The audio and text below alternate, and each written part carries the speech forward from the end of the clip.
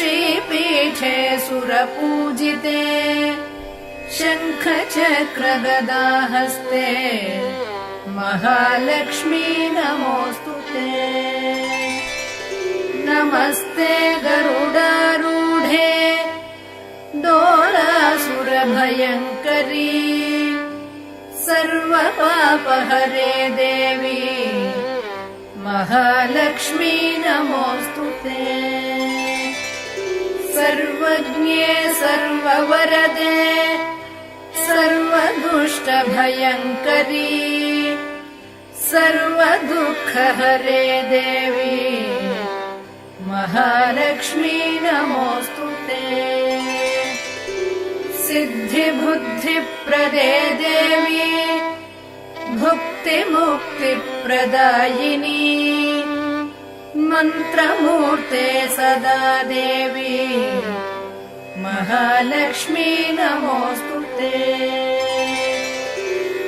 आद्यन्तरहिते देवी आदिशक्ति महेश्वरी योगज्ञे योगसम्भूते महालक्ष्मी नमोऽस्तुते।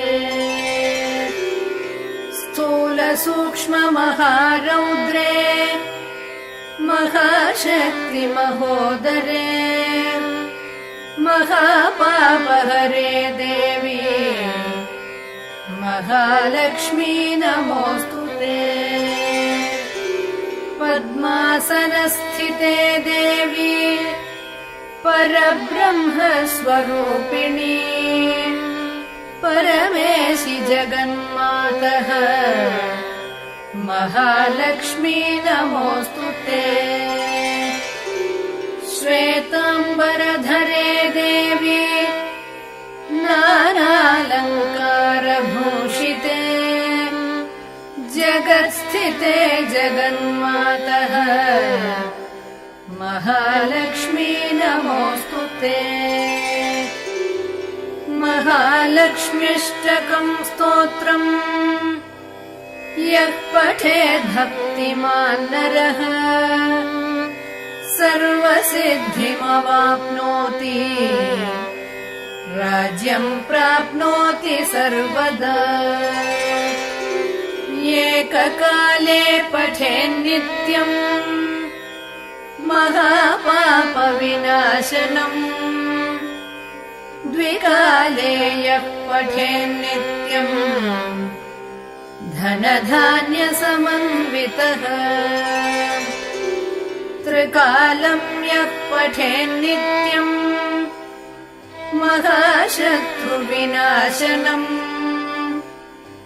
महालक्ष्मीर्भवेन्नित्यम् प्रसन्ना वरदा शुभा।